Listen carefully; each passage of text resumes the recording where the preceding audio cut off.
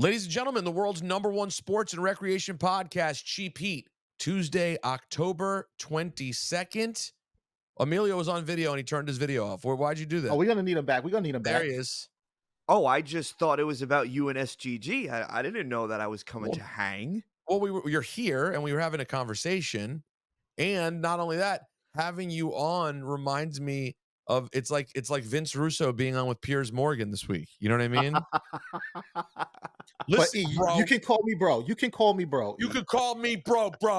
Don't call me bro. I think I'm a little bit more eloquent than Vince Russo.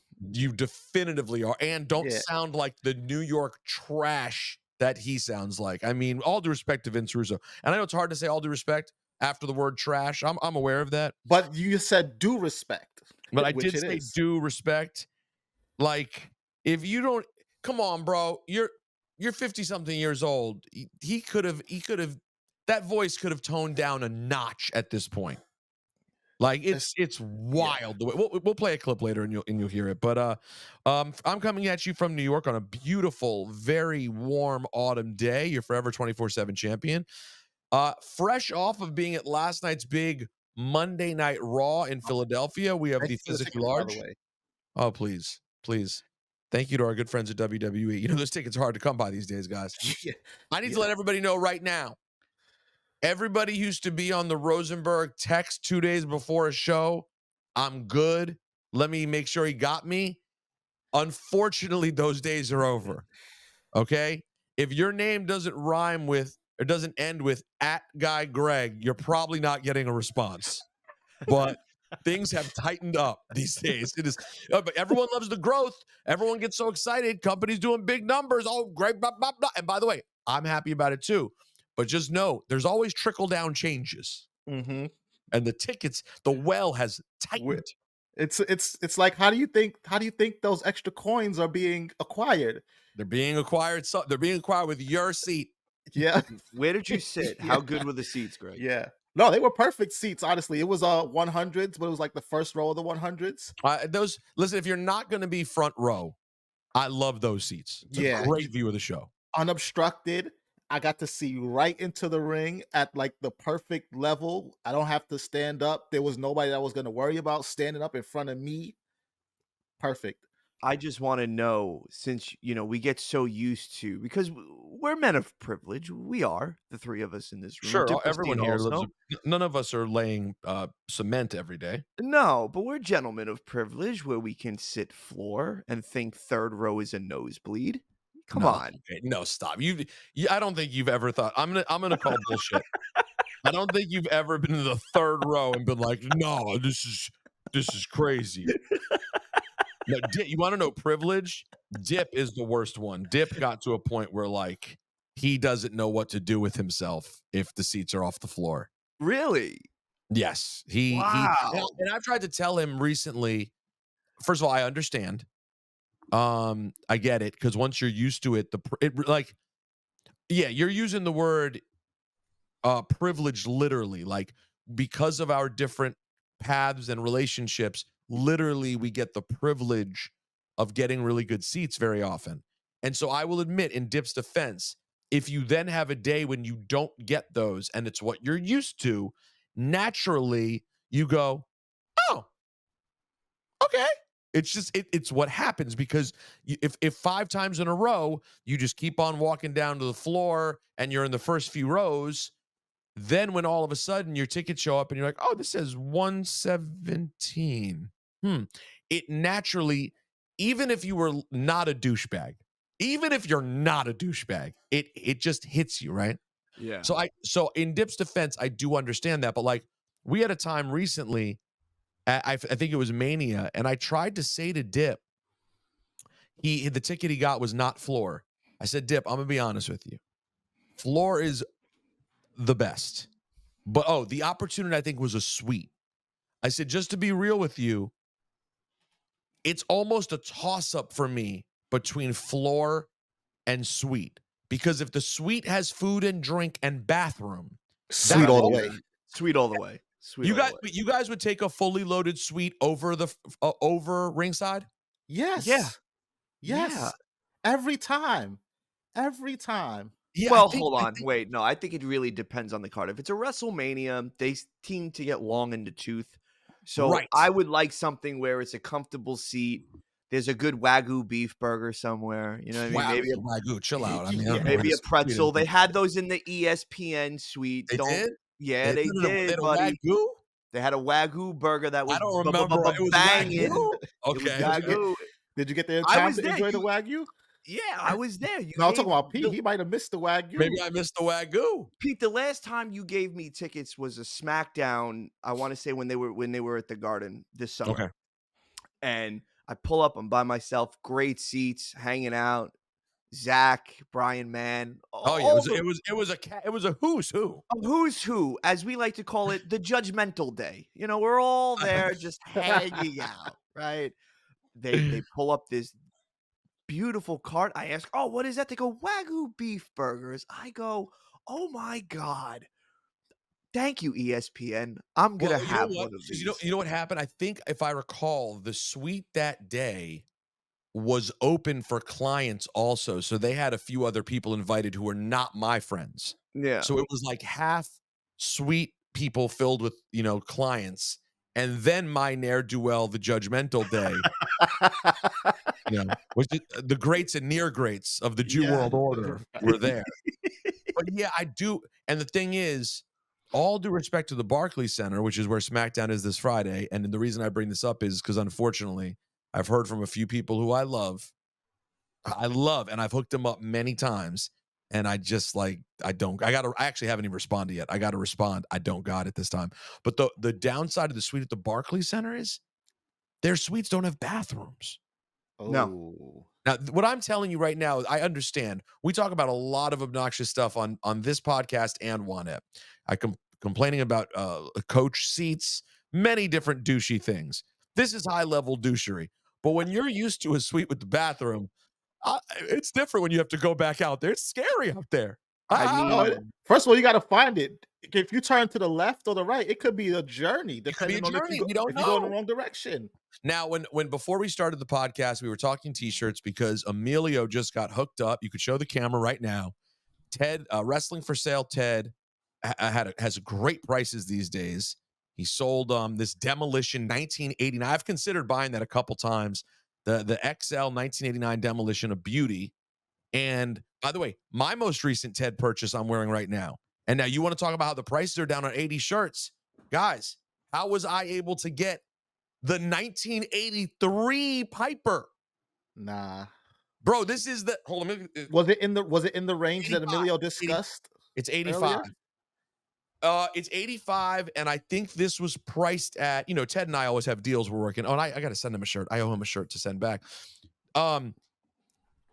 Listen, whatever deal Ted and I worked out, I know that the price he had this on his site for was significantly lower from what I would think. Like, I would think if you were to stumble into a prime baby blue, because on these 80s shirts, guys, and I don't mean 80s like the Demolition you just held up, which is catalog era. These 80s pre-catalog sold at event shirts, they used to print them on different colors. It's wild. So like the Snuka one, the one I need, the Sheik and Volkov one, there'll be a yellow one, there'll be a blue one, just because like they were buying different blanks to print them on. Yeah, there's different variants. Yeah. But I didn't like this hot rod shirt, guys. Hold on. Look at this. That's I cold. mean, That's the cold. cartoon wearing the kilt, and he's got the bagpipe with the WWF logo. To me, in the prime of the t-shirt era of the last few years, you would have thought this shirt's going for what, $600-700? I would think Easily. it's not like that anymore. And Ted and I were talking. The kids are the fans have gotten too young, so the 80s stuff, it's for fogies like us. It's not hot. And then they overpriced the fuck out of the late 90s stuff. So like there was a time a few years ago, I went into my suite, my storage, and I was like, yo, I think I have, the Bret Hart shirts, SGG, that have the target on it? Yeah. Yeah. They're an all over print, black with his face with a target on it with bullet holes and like blood. I had been gifted it years ago from a stranger. It had ended up in my storage. I found it there. I went, oh man, I put it on. I'm like, this looks horrible on me. I probably have in the range of like 9 or 10 Brett vintage shirts that I love. Which is not enough, let's be honest. No, which is not enough. You're totally right. But like I have the pink all over print. I have the blue all over print that SGG famously sold. And so when I saw the Target one, I put it on once. I went, I look horrible in this. I sold that shirt for over $1,000. Yeah, I'm sure. That shirt now, if you were to go find it on eBay, would probably be $300, $350. It's that big a drop off in the market. The all over print razors, those razors, the yellow all overs, were up to $1,000. That joint's like $250 now. Nah. Remember back when Kylie Jenner wore it? Yep. It was smoking out here. Different time. And WWE retroed it, but it's not as good as the old. No, you need no. The fabric is crazy. It's like a polyester blend now. Yeah, I need a good cotton shirt. Guys, and what's cool about this one is this is from his personal collection too. Like the Demolition. Oh yeah, he was ready to move on from it. He was ready to move on from it. So I swooped in real quick. I was like, personal collection tees? Oh, these are the finest of finest garments. By the way, I want everybody to know there's going to be some personal collection Rosenberg stuff for sale soon because I'm moving my storage in 2 weeks and some stuff's going to happen. And SGG, I'm so stoked. I found a friggin' the one cheap Heat shirt I didn't think I had. Which one was it? I found an Uptown Malcolm. Yo, the Uptown Malcolm in terms of rarity, bro, that's like one of Ted's rare Ron Simmons shirts. Like this is the Uptown Malcolm nickname. I can see the confusion in Emilio's face. He doesn't even know the nickname. It was like a blip. Like it went so quick. It was SGG's one of the first like early jokey things that we said was that if we were making fun of sort of racist characters in wrestling, if I recall, to some degree, and like how black characters are always so generic, and we're like, but SGG's really from Harlem, so you'd have to give him a generic black name, and he'd be Uptown Malcolm. Like we just that's the character. The shirt looks like kind of like the Apollo kind of, right? Yeah, it's like a cityscape. It's a cityscape of Harlem. It's mage, bro. It's kind of crazy. You have one, right, SGG? Oh yeah. Okay. Wait, so can we retro these and put them on like a website or something? Well, I got to see how many I have because we already have a bunch of dead stocks that I found. I need recently. an SGG merch. I probably have an extra Virgin shirt for you. That's one of my favorites too. So the SGG Greg, you have a whole line of merch? No, SGG has a line of merch, bro. The pink and black? No, the pink and black Virgin with him doing it's a pause of him doing the Rick Rude dance, and it just says Virgin on it. Are you a Pro Wrestling Tees guy? Can I search your name on Pro Wrestling Tees? No. Nah, these was cheap Heat exclusives, man. Emilio, we even all due respect to Pro Wrestling Tees. All due respect. All due. The respect is. The way we do merch is they come and they go. That's it. As they should. And these two been gone for like 7-8 years. So I'm gonna go through in the coming weeks and months, definitely prior to Mania, because maybe I would do it at the Heat and Greet and Mania, or maybe we'll just have to do it as a thing for Egg Everythings. I gotta gather which dead stock things we could sell. Emilio, I found like my favorite Cheap Heat one, the Saturday Night's Main Event logo that just says Cheap Heat, enjoy yourself. We found like 20 of those. I need that one. You deserve one of those. You deserve. Thanks. Thanks. I appreciate it. Listen, you weren't around then, okay? You weren't on your day one-ish. You missed it. But know. Now you've made up for it. You're like Tongaloa. You know what I mean? You're here now. Yeah. You're here now. I'm here. Yeah. All right. We should probably get to the wrestling. Last thing before the wrestling of this week. If you're ever going to go listen to my Juanette podcast, please go hear. Emilio already heard the whole thing because he edited it. I produced that one too, guys. He produced that too. You literally, it's like hearing 45-year-old me at 20 years old. The joy in this man's voice, just hanging out with mad skills, the VA Don, ECMC, aka Shaquan, was incredible. Okay. And then when Syph comes in, it's just the battery was put in their backs, and they're like two giddy schoolboys hanging out with Dave Chappelle and Julia Roberts and James Taylor and Flavor Flav and Busta Rhymes. Did you get Dave Matthews on one app? No, I just got a picture. He did not. But Julia Roberts gets a full 10 seconds. Okay. Which is, I mean, I just got into an argument with my friend. He said, by the way, my friend is the most rational, one of the most rational, great, normal human beings I know. And for some reason, I brought up the Julia Roberts, who's listening to the podcast. He said, was she awesome? I feel like people don't like her, but I think she's always been fly. I said, you think people don't like her? I was like, I don't know if you'll find a higher Q score of anyone in Hollywood than Julia Roberts. Seriously. I was like, I think he's like, I just surveyed my office. I'm dead wrong. No one even remotely dislikes her. I was like, no one dislikes Julia Roberts. Universally beloved. Bro, America's sweetheart. Her energy, like she just drifted by, and you just, even when you just hear her on the podcast for like 7 seconds. But if you ever want to hear me at like my most childlike wonderment, as Emilio said, you got Dave Chappelle popping up. Dude, I talked to Q-Tip moments after he goes into the Hall of Fame. Like, it was fucking awesome, man. Night of election. I'm shocked you didn't have Ronson on, because a part of the episode you're walking to go meet Ronson. I thought we would have had him. It's great. I know. I really I don't even know what my plans are tonight. Like, I'm hoping that maybe we can meet up later. But so I was gonna put him on in the car. I was gonna put him on. He's gonna hit me up now and be like, "Why wasn't I on the podcast?" Because I mean, you had everyone else. We drove to the event together, but he spent like half of the ride, if not more. I'm not kidding, being like, well, then we'll just have to find another singer for it.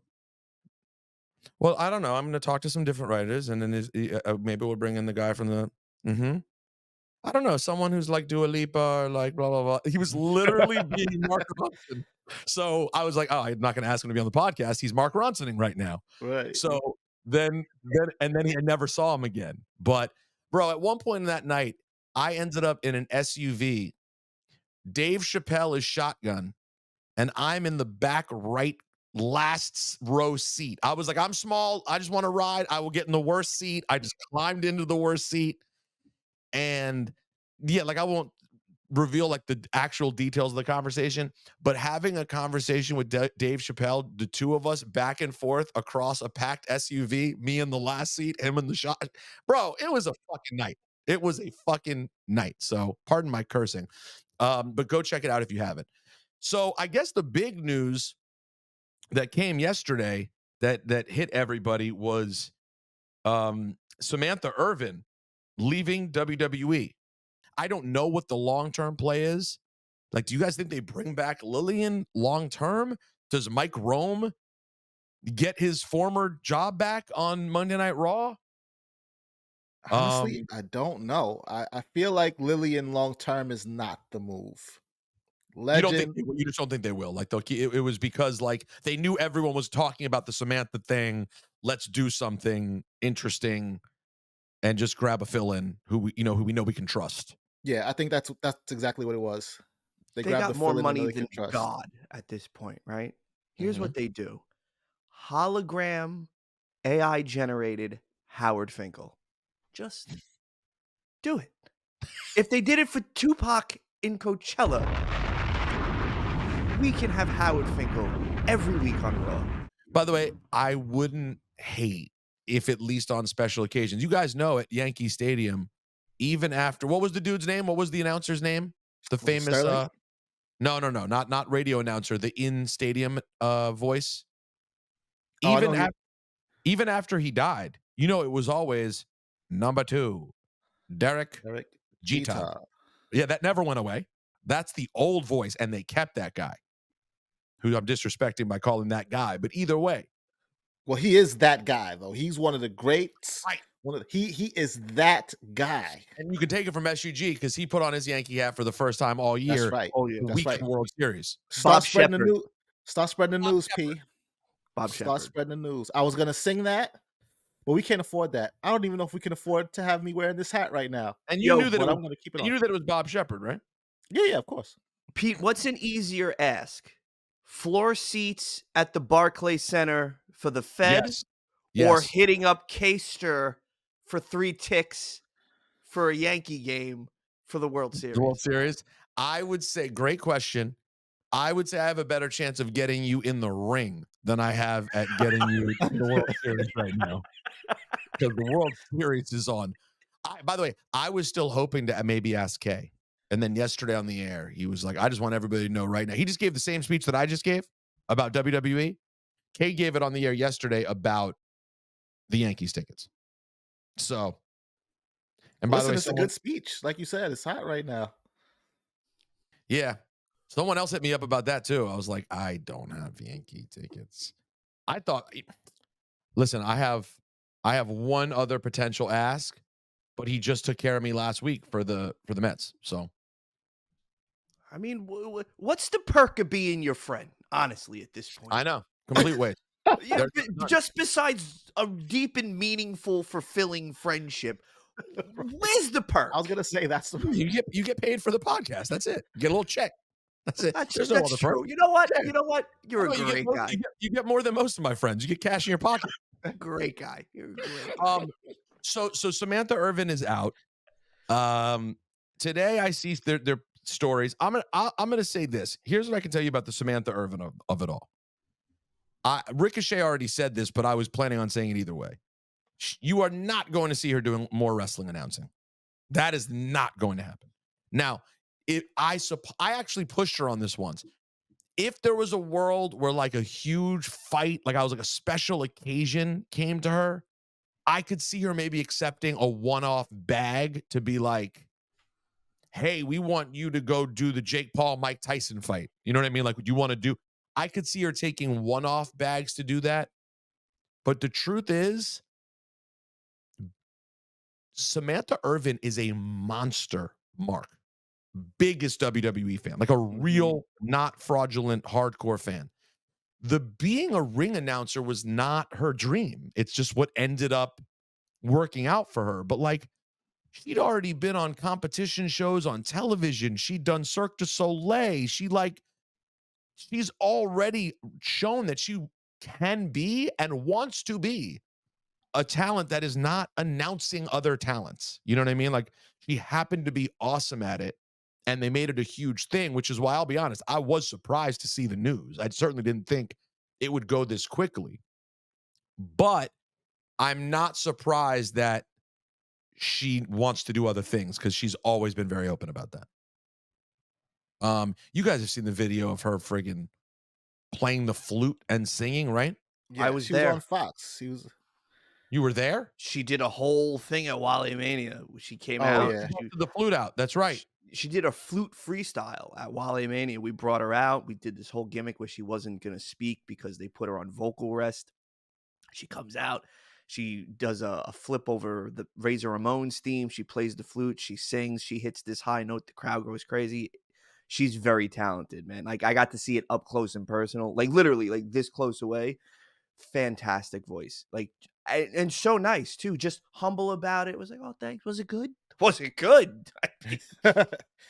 I mean, considering all anyone else does when they walk out on stage at Wally Mania is stand there and stare. I mean, do nothing. You get some lip syncing.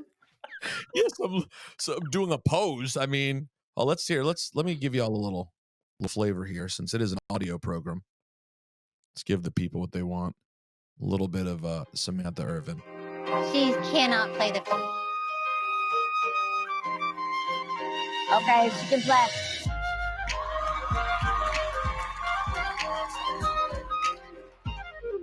Woo! She can't sing. If he don't love you anymore,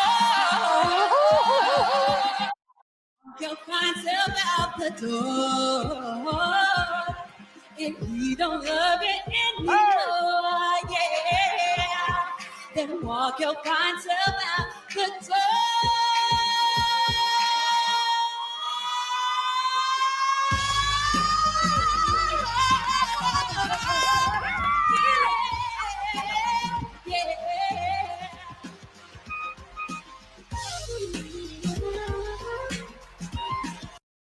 She's But fantastic, though. She's an extremely talented individual. Like, super just so nice too. Like, yeah, she's a wonderful person. I would not expect her to see her on. She's definitely not showing up to AEW. And I do not expect her to show up anywhere as a ring announcer. I mean, maybe a surprise you'd see it, but I think she always had higher expectations to do more. And listen, there was that moment where it seemed like they had the perfect opportunity for her to be more involved with that Logan Paul Ricochet story. That Yeah. was, and I really thought that was a bit of a missed opportunity because we all know that the mic is not Ricochet's strong suit. At least it wasn't at that time from what we'd seen.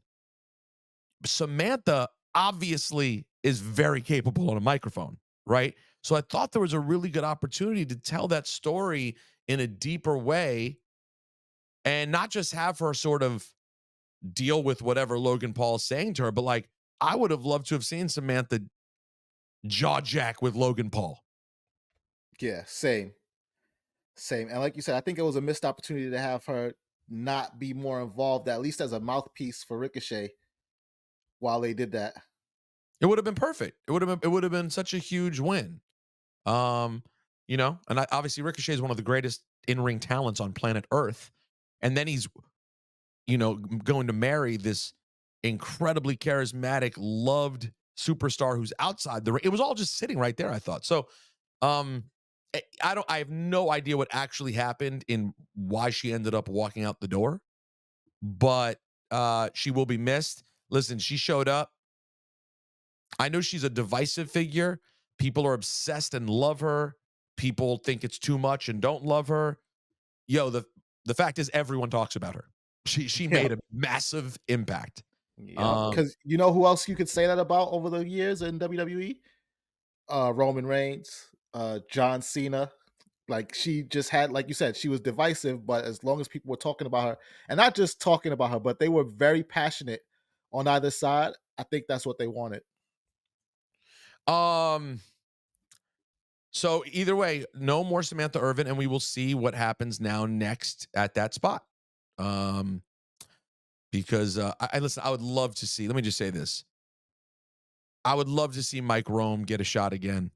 I think Mike Rome's sneaky underrated, man. Like, I get it. He's just an old school handsome guy in a tuxedo kind of guy or a suit, whatever it is. Although in NXT, everyone dresses down. That's like the thing. But you get the idea. But like, for my money, guys, Mike Rome is a really, really damn good ring announcer. So, and congratulations to Mike Rome. Him and his beautiful wife had a beautiful baby recently. Oh wow! Congratulations, Mike Rome. Yeah. Do we have a name? Do we have a? I might have to delete that because I can't remember. No, it's public. He put up on his gram. He just covered the baby's face. That's right. You've seen it, right, Emilio?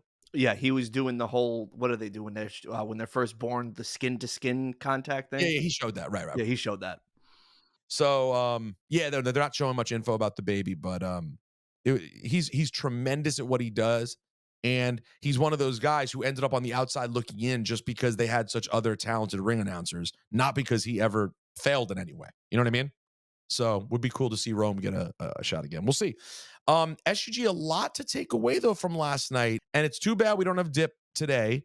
Guys, starting next week, I think you'll be able to kind of religiously count on all three of us, Dip and SGG, being on every episode.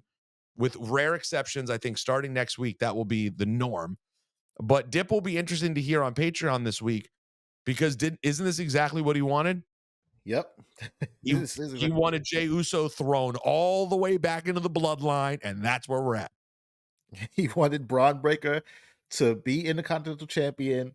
He wanted Jey Uso out of the way, and that's exactly what we get. And now Jey Uso has no choice but to be fully involved in the bloodline because they cost him the IC title. The new bloodline absolutely did. And for those of you who didn't watch last night, Braun Breaker challenged Jey Uso for the Intercontinental Championship. During the match, Tama Tonga and Tonga Loa appeared in the audience on one side of the ring. Jacob Fatu and Solo Sikoa appeared on the other side of the ring. They all get involved. The Tongans get thrown from ringside by the ref. While the ref is taking care of that, Solo inadvertently gets speared by Braun Breaker, and Jacob Fatu is infuriated, takes that out on Jey Uso, super kicks him, and they leave Jey vulnerable for a super spear from Braun Breaker that ends his Intercontinental Championship reign. I think it's the right thing to do. It's time. Yeah. You know, like he already listen, Jey Uso's not he's a perfect Intercontinental Champion, but I don't think it would do him any services to have some sort of 10-month run with the title. Like that's not what he needs. No. The point was to prove it on his own, as you pointed out, SGG. We had the moment last week between him and Roman where Roman's like, I'm proud of you. And can I just say one thing? I'm going to be critical. One thing, SGG, I'm curious you agree with me. Maybe. We'll see. I don't love that in that serious moment, which was really great between Roman, Jimmy, and Jey, that they had Jay's response be no yeet. I'm sorry. It's not a real. I just wanted to hear him. Doesn't he say anything? Just shake your head and walk away. Why were you against the no yeet? It just I didn't mind it. It takes me out of it. It doesn't seem like a real reaction that someone would use during their, as often as Jey Uso does say yeet in real life. Right. I just don't know that in a serious family moment when he's not happy with his cousin, he would go, the answer is no yeet. I just didn't do it. It's a small nitpick. Nitpick. I hear that though. I hear that. And I will say this though. And walked away. I thought they did really well on the mic though on Friday. All of them. Jey, Solo, even that face off at the end with Solo and Roman. It's like, Roman, he's been babyface in this house the whole time. Of course. But it was just very interesting to see Solo. He's not as easily manipulated as Jey and maybe even Jimmy, right? Because Roman, like he said, did you really change? Solo stood and saw Roman give Jey the Ula Fala last year and then bow down and like right before he hit Jey with a low blow. So when Roman says, "Oh, I acknowledge you," Solo didn't buy it because, like we've all pointed out, he has been studying Roman. Now he's copying him and trying to make all those same moves with limited effect. But he has been studying Roman, and so I think he's going to emerge as a real problem because it's going to be hard to trick Solo because Solo knows him very well. Jey Uso no longer Intercontinental Champion. By the way, man, I gotta say, man, is it quietly like Tessitore doing a brilliant job in this role? Is it? Am I wrong? Everyone's shaking their head. No, we're in agreement. Yeah, everyone's quietly shaking their head. This is an audio program. I have to remember that we gotta let the listeners know what's going on. We are all in agreement. This is unanimous. I can't believe how good he is this fast. Like I know he's a seasoned pro. He's done Monday Night Football, big time college football that he still does on Saturdays. He's big time. Don't get me wrong, but this job is different, and he is so competent and confident and smooth. And delivers all the messaging and explains every. I mean, it's kind of crazy, honestly. It goes right back to what Wade Barrett said after that first night. His ability to direct traffic and not just handle it from the standpoint of everybody in his ear telling him what to do, but to take the audience and take us in and out of these segments so seamlessly, and to do that without any sort of flubs or any loss of like the pace or just like that felt like a abrupt transition. Like he does it. It's been perfect, especially when you compare that to some of the other people who sort of came in as quote unquote outsiders to do that role. He's shining. You can really see the love and commitment that he has to it. It's truly awesome. Are you enjoying? Let's do a quick temperature check. You were unclear a couple weeks ago. How are you feeling about Raquel Rodriguez now? I'm still in the same spot. I'm still in the same Really? spot. Yeah. In ring, it's doing great. In ring, it's doing great. But I feel like this is gonna sound more disrespectful than I intended to be. But Okay. for me, she's talking too much. if that makes sense, in a not disrespectful way. No, I no, would no. No, no, prefer no. her to It be does. like the silent badass, not like No, that does make sense. Because why? It doesn't really make sense in her role that she would talk very much. And she does talk a lot. yeah. So Like, I listen. well, She listen, has a great sounding voice. She's a wonderful if you over person. accentuate the disrespect, if you But over accentuate it not being disrespect, it can only be taken as disrespect. But I really don't mean it as disrespect. I really mean that to me, her character feels like the Diesel. ominous, exactly, the imposing figure. No, Diesel and that didn't person doesn't need to Diesel talk. didn't go, hey Sean, hold up real quick, Sean. Pass me the mic. Let me talk. That's not what he I mean, sometimes. And even Solo, how long did it take for us to hear Solo's voice? Yeah, it's no, listen, I get it. Raquel has more history, but I think that's fair. I like it. I think this is adding to the Liv story. And did the save last night where Liv and Raquel pull Dominik out of the ring, was that the indication that we really are going to get towards Rhea versus Dom? Yeah. Emilio, you're nodding your head yes. You think so? That was it? Oh wait, he's putting me on hold. There's a siren. Don't worry, we're not recording a documentary for A&E. You can answer with the siren. You're in Staten Island, baby. Yeah. You're gonna have You gotta sounds give like them that real city feel. So that you had the exact same thought when he pulled out of the ring, like, oh, we're getting Rhea Dom. Yeah, I just think it makes the most sense. I know that on a large scale televised professional wrestling show, intergender wrestling isn't the thing, and it's rather taboo. But if you look at what they've done with him and how physical he's gotten in this whole, storyline, I think the only way the final payoff has to be at WrestleMania. It's not about the championship for her. I think it's her about getting her pound of flesh on Dominik Mysterio. And I think we're going to see that. I think it's going to be Rhea Ripley versus Dominik Mysterio at WrestleMania. It's the only way. That is, like, you build it up the right way and you keep on teasing it. She's the only one, if you want to make the comparisons to a China-esque in-ring performer that can rock with dudes. And since Eddie and China did the whole Latino heat and mommy thing, this is that 2.0. Agreed. Got to do it. And I had the same thought yesterday. My only concern was, as on Monday Night Raw, it's October 21st. WrestleMania is 4/20. Yeah. I was they like, could be fighting on the 21st. Let's be real. If they save it for Sunday. well, yeah, exactly. Well said. I was like, are they not going to do this sooner? Like, I felt like it could come. It scared me. It could be next week. It scared me. They could announce it for Crown Jewel. They got some big moments too coming up though, right? I would hold it for Mania. They've proven over the years that they could hold these matches for Mania. I remember Ray and Dom went on a similarly long. Oh, and Raquel can get in the way. I mean, it depends which way they want to go. If they believe the big payoff is Raquel and Rhea, then Dom will come first. But we don't believe that the big payoff's Raquel and Rhea. I think the big payoff is Dom and Rhea, and you use Raquel as the thing to get us there. Yeah, and let's be real.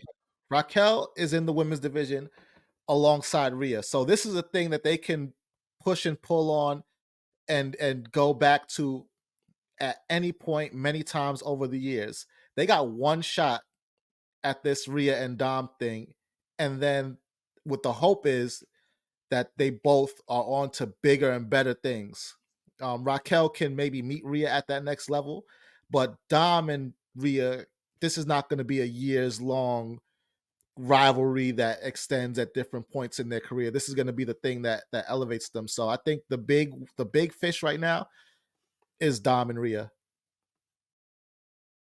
It would be a lot of fun. Now, I'd be remiss to not play this. We speculated on what could happen. The biggest thing happened in wrestling this week, of course. Whether it's, fun or, entertainment, or you're still getting slammed around, right? Yeah. Does that ring take great absorption? In other words, well, it's funny that when when Vince started getting in the ring and mixing it up a little bit, the rings got a little bit softer. Yeah, right. Before that, it would be just like taking a fall on this floor. I mean, they were really hard. Well, how did you do that? So that was, wow, it's a crazy thing, and you just condition your body to it where you don't even, after you do it so much, you just don't even think about it. How often did it, I mean, I know you're supposed to interview me, but I find it very interesting. How often did it happen where somebody gets really angry? In other words, you hit a guy accidentally the wrong way or something, and he's had it. And these are tough guys to start off with. You know, they're not babies. How often did it happen where you're fighting somebody and you made a mistake and he gets angry and he really goes at you? Yeah, back in the day, like, so I started with Vince in 1990. This is like a 6-minute clip of Trump and Undertaker about wrestling. And Undertaker handles it very well for somebody who should have just called him a mark and kept it moving. If he hit me like that, yeah. Except you know what? I think Trump ain't the biggest mark in the room. Yeah. Whoa. Double meaning. To the ring and stop. Double Aunt Andre. I was so with a lot of guys running into the ring. That usually meant that there was a problem. Usually, when that happens, it's part of the show. When guys are actually, what stops somebody from going nuts? And really, what stops somebody? Real fight. Yeah, probably losing their job. Yeah, that's a good thought. I think what we do is this is the part that made me go like I was so flabbergasted when Undertaker says this next part. And are starting trouble and having fights. You're not going to be around long. I mean, it's you have to have a cohesive unit of guys. You don't have to like each other. I think it's like politics. You don't have to like each other, but you have to be professional enough to work with each other. Did you like? Are you serious or not? Really? Yes. No. A lot of the guys. Now tell us what you're flabbergasted by. He said that with a straight face to Trump. It's like politics. You don't have to like the other person, but you have to be professional enough to get along. It's what people have been trying to tell him for 8 years. In the same week that he called Kamala a shit vice president. Yeah. Like, come on, bro. That, by the way, it is very unserious. It would have been funny though. It would have been funny though if when Undertaker said that, he stopped. He was like, "It's like politics. You don't always get along, but you have to be professional." And then stopped and looked at him like, Yeah. But he didn't do that. No. He was dead serious. No. Oh boy. So then in the why, like, just so much crap, like from wrestling adjacent stuff taking up the world, the internet this last week. We referenced it earlier. Piers Morgan decided to jump into the wrestling of it all and do a full sensational Netflix documentary has cast doubt on Vince McMahon's career and legacy. He doesn't care. He doesn't care about you. I mean, what about an all-star cast that my man brought in? Shout out to my guy, Coach, Jonathan Coachman. Makes sense. Spent a long time with the company. I think we all know the angle Coach is going to have, right? And having someone from that side is reasonable. Maven, Charlie Caruso, Vince Russo, and then special surprise guest and known Rosenberg hater. The only thing he hates more than WWE is Peter Rosenberg. Phil Mushnik. First of all, Charlie needs to work on her look of bewilderment when other people are talking. Do you know what I'm saying? Yeah. Whenever the other people were talking, she was on camera. She was like, her eyes just looked so baffled. And obviously, Charlie didn't have a ton to contribute to this conversation. She wasn't there very long. She wasn't close with Vince, which, by the way, true of Maven also, but he was a worker, right? So I guess that's something like there. A worker, 20 years ago?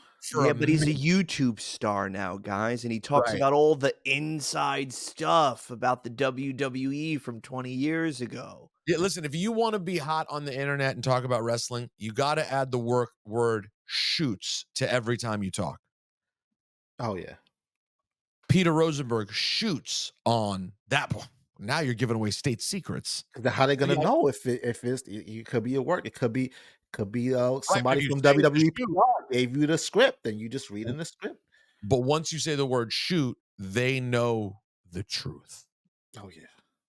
So here's the part that I was very excited about when Mushnik comes out and starts fighting with everybody. Abused who didn't have parents, and they were all in McMahon's purview. They were Phil, we just said a lot of what city. you They know, see I'm going to these stop same. you right there. I'm going to stop you right there.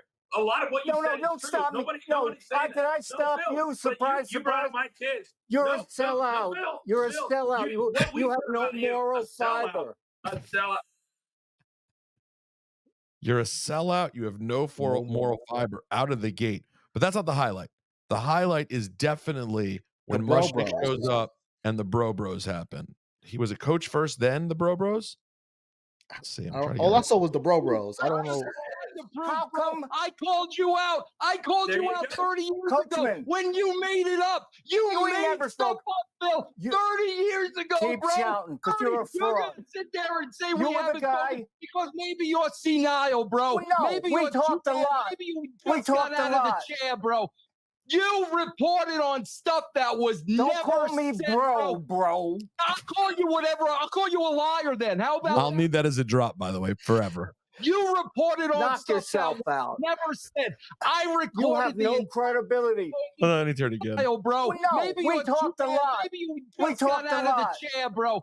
You reported on stuff that was Don't never call me said, bro.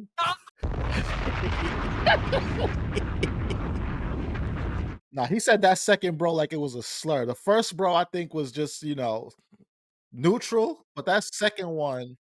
If for people who don't live in New York, I'm sure you saw Phil Mushnik in the doc. He was all over the doc.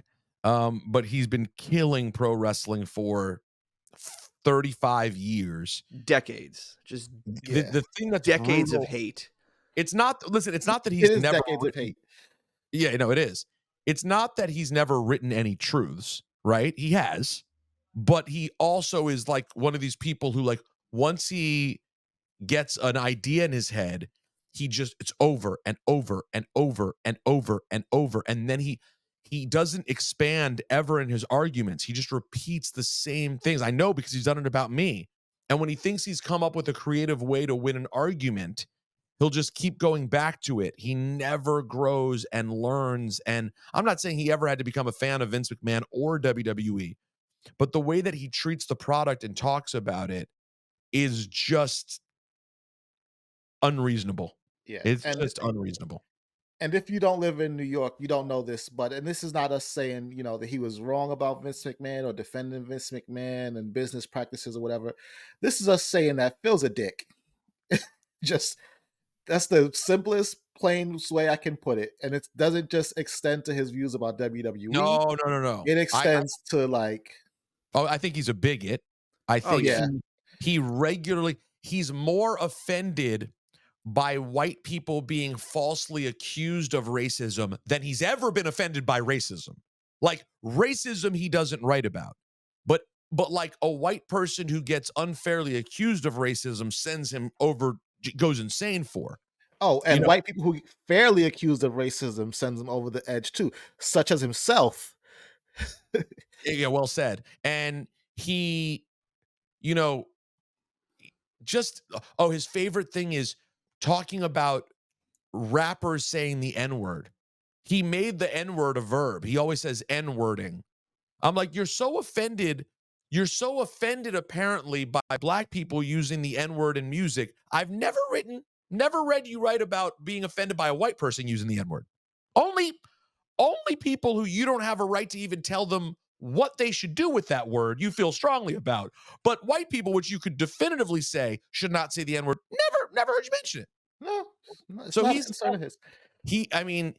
Go Google my name and his. He has ripped me. I mean, he thinks between the fact that I'm into wrestling, hip hop, and I've done endorsements for the football and the sports gambling. Oh yeah. He thinks I'm part of like the vortex of evil. Oh, he thinks you're the antichrist of media, buddy boy. He don't like you. one day on Patreon, I'll read our emails that we have back and forth because I've written them before and gone after. His arguments are so stupid. He'll be like, I challenge, and he's written this many times too. Rosenberg, I challenge you. You love hip hop so much. I challenge you to go on the air and read the lyrics to blank song by so and so. Read the lyrics on the air if it's so appropriate. I'm like, read explicit lyrics that shouldn't be on public airwaves and should be listened to by adults or by children whose parents know what they're listening to? Like, why should I go? That doesn't make sense. And he thinks he thinks arguments like that are the all-ending thing. And so listen, he had a vendetta against Vince McMahon. I mean, in this thing, and by the way, no one on this show is trying to paint Vince with a simple brush, okay? We're talking about a very complicated person, and the allegations and things that are out there are obviously horrifying. So I'm not trying to oversimplify this, but Phil Mushnik literally said he's the closest thing to Hannibal Lecter. He said that during the show. A fictional serial killer. I mean, he's out of his gourd, folks. We love you guys. We hope you'll join us on Patreon this week. This week it's a watch along week, so we got to decide. I guess it's another Halloween Havoc, right? It has to be. Yeah. Oh yeah. Yeah, we could do something from ECW too. NXT announced that they're going to be at the 2300 arena, the ECW arena. Oh, that's right. You might have to be there November 6th. So we could do some ECW too. That's not a bad idea. Yeah, Greg, but you might have to buy your own tickets because those comps. Yeah, you know. I know. I have to check. Does my name rhyme with @guy Greg? I got to check. Could we do Halloween Havoc Warrior Hogan? Is it Repug? Ooh, it's Repug. Repuggest of the pugs. we love a Repug. That means we have to.